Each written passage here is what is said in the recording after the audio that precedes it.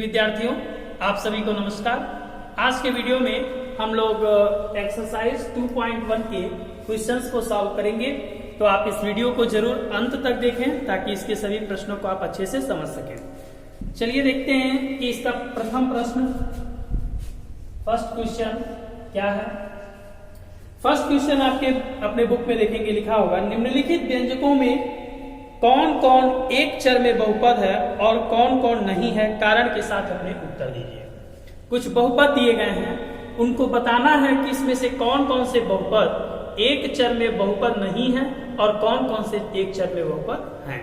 यदि नहीं है तो क्यों नहीं है, उसका कारण भी बताना है। तो पहला जो इसमें प्रश्न दिया है, फर्स्ट क्वेश्चन, 4x² - 3x +7। दूसरा क्वेश्चन है y² +√2। तीसरा क्वेश्चन 3√t +t√2। उसके बाद y +2/y। इसके बाद अगला क्वेश्चन x⁻10 y⁻3 t⁻50। यह दूसरा प्रश्न है, यह तीसरा प्रश्न, यह चौथा और यह पांचवा प्रश्न। अब इसमें से हमको बताना है कि कौन से बहुपद इसमें एक चर में बहुपद हैं और कौन से नहीं है। तो आप जरा ध्यान दीजिए, हमने आपको एक चर में बहुपद होने के लिए कंडीशन बताया था कि पूरे बहुपद में एक ही चर होना चाहिए और उन चरों का जो घात है वह एक पूर्ण संख्या होना चाहिए। ये तो आपको बताए थे। तो आप अगर यहाँ ध्यान से देखिए इस पहले को, तो इसमें एक ही चर है x, और अगर इसके घात को देखें तो इसका घात है 2 और इसका घात है 1। तो यह एक चर में है और इसके घात पूर्ण संख्या है, अतः यह एक चर में बहुपद है। ठीक है, यह एक चर में बहुपद है। दूसरे को देखते हैं, एक ही चर है केवल y और इसका भी घात जो है वह एक पूर्ण संख्या है 2, इसमें यह भी एक बहुपद है। तीसरे की बात करते हैं तो यहाँ देखिए 3 है और t पर रूट लगा है, इसको हम और सॉल्व करके लिख सकते हैं 3t⁻1/2 लिखा जा सकता है प्लस t√2। तो आप देखिएगा ध्यान से, एक चर में तो है लेकिन यहाँ पर t का पावर 1/2 है जो एक पूर्ण संख्या नहीं है, अतः यह एक चर में बहुपद नहीं है। अब ये पर ध्यान देते हैं, y +2/y, तो इसको हम लिख सकते हैं y +2, और अगर इस y को हम ऊपर लेके चलते हैं तो y⁻1 हो जाएगा। तो देखिए यह भी एक चर में तो है लेकिन इसका घात एक पूर्ण संख्या है और इसका -1 एक पूर्ण संख्या नहीं है, इसमें यह भी एक चर में बहुपद नहीं होगा। नेक्स्ट क्वेश्चन, यह तो आप स्पष्ट देख रहे हैं कि यह एक चर में बहुपद नहीं है क्योंकि यहाँ x है, यहाँ y है, यहाँ t है, इसमें यह भी एक चर में बहुपद नहीं है। तो आप तो ये समझ गए फर्स्ट क्वेश्चन। अब आइए हम लोग इसके सेकंड क्वेश्चन पे बात करते हैं। दूसरा प्रश्न देखिए क्या कह रहा है, क्वेश्चन नंबर 2। सेकंड क्वेश्चन कह रहा है निम्नलिखित में से प्रत्येक के x² का गुणांक बताइए। फर्स्ट क्वेश्चन जैसा कि आप देख रहे हैं कि है इस पे 2 + x² + x, 2 + x² + x। इसमें हमें x² का गुणांक बताना है। तो आप देखिए इसमें x² वाला पद कौन सा है, तो x² वाला पद यह है और इसका जो गुणांक होगा तो इसका गुणांक हो जाएगा 1। ठीक है, सेकंड क्वेश्चन जो कि आप देख रहे हैं, सेकंड क्वेश्चन दिया हुआ है 2 - x² + x³। इसमें हमें x² का गुणांक बताना है। x² वाला पद लेंगे तो -x² है, तो इसका जो गुणांक हो जाएगा वह गुणांक होगा -1। इसका गुणांक +1 और इसका गुणांक -1 हो जाएगा। ठीक है, थर्ड क्वेश्चन देखिए, थर्ड क्वेश्चन में दिया है π/2 x² + x, तो x² का गुणांक बताना है। x² वाला पद ये वाला होगा, तो x² का यहाँ गुणांक हो जाएगा पाई बाई 2। क्लियर है? यह भी आप समझ गए। चौथे की बात करते हैं, चौथा क्वेश्चन। तो आप देखिए, √2x-1, इसमें बताना है एक्स स्क्वायर का गुणांक। तो इसमें एक्स स्क्वायर का जो गुणांक होगा वह हो जाएगा, एक्स स्क्वायर का गुणांक होगा इसमें 0।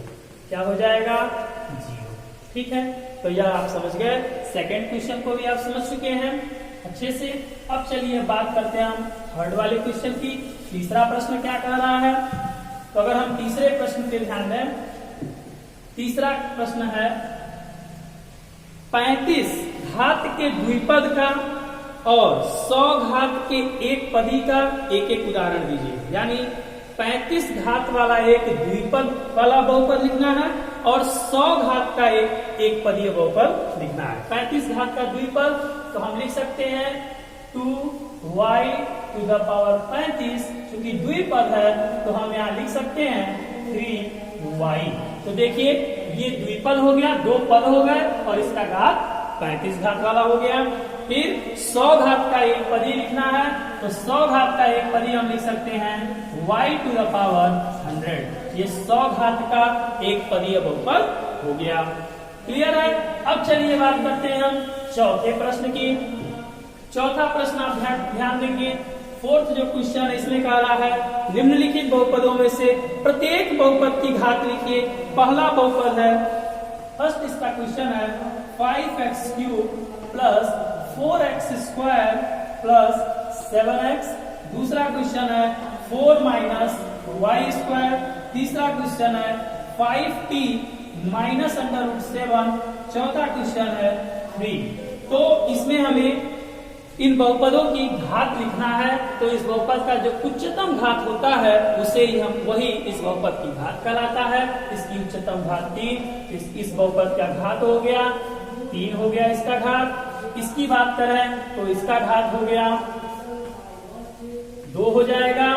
और इसके घात की बात करें, इसके घात की बात करें तो 1 हो जाएगा। और इसके घात की बात करें तो इसका घात हो जाएगा 0। ठीक है, अगर मान लीजिए कि यह x वाले के टर्म में लिखें, सपोज दैट अगर यह x है इसका पावर 0 है, तभी तो यह x⁴0 का मान 1 हो जाएगा। इसका इसमें गुणा होगा तो 3 हो जाएगा। इसलिए इसकी घात हो जाएगी इस बहुपद की 1। तो आप इस क्वेश्चन को भी समझ गए हैं, चौथा प्रश्न। अब चलिए हम चर्चा करते हैं इसके इस एक्सरसाइज के अंतिम प्रश्न पे, जो 5वां क्वेश्चन देखिए आपके दिया हुआ है। बताइए कि निम्नलिखित बहुपदों में कौन कौन बहुपद रैखिक हैं, कौन कौन द्विघाती हैं और कौन कौन त्रिघाती हैं। कुछ बहुपद दिए गए, इसमें बताना है कौन सा बहुपद रैखिक है, कौन सा द्विघाती है और कौन सा त्रिघाती है। आइए देखते हैं कौन कौन सा प्रश्न दिया है। x² + x, एक यह बहुपद दिया है। एक दिया है x - x³, एक दिया है y + y² + 4। इसके बाद है 1 + x। इसके बाद अगला बहुपद 3t। फिर है r² और उसके बाद है 7x³। इतने क्वेश्चन दिए हैं, इतने बहुपद हैं और इन सभी बहुपदों को बताना है कि कौन सा बहुपद किस प्रकार का बहुपद है। चलिए देखते हैं इसको। पहले बहुपद में देखिए, आपको बताएं कि जिस बहुपद की उच्चतम घात 2 होगी वह द्विघाती बहुपद, जिस बहुपद की उच्चतम घात 1 होगी वह रैखिक, जिस बहुपद का उच्चतम घात 3 होगा वह त्रिघाती बहुपद कहलाएगा। तो अब आप इसको इजीली देख के बता सकते हैं कि इसका घात उच्चतम घात कितना है, 2 है। तो यह कौन सा बहुपद होगा? तो यह बहुपद द्विघाती होगा। ठीक है, इसकी उच्चतम घात 3, तो यह बहुपद त्रिघाती होगा। इसकी बात करें तो फिर से यह द्विघाती होगा। इसे देखें, इसका उच्चतम घात 1 है, तो यह रैखिक बहुपद कहलाएगा। यह भी रैखिक होगा। यह द्विघाती होगा और यह फिर से त्रिघाती बहुपद कहलाएगा। तो इस प्रकार से इन सभी बहुपदों का क्लासिफिकेशन हो गया है। तो यह रहा आपके प्रश्नावली 2.1 के सभी प्रश्नों का हल। मुझे उम्मीद है कि आप सभी को यह बहुत अच्छे से समझ आया होगा। Thanks for watching. A like would be appreciated. And don't forget to subscribe.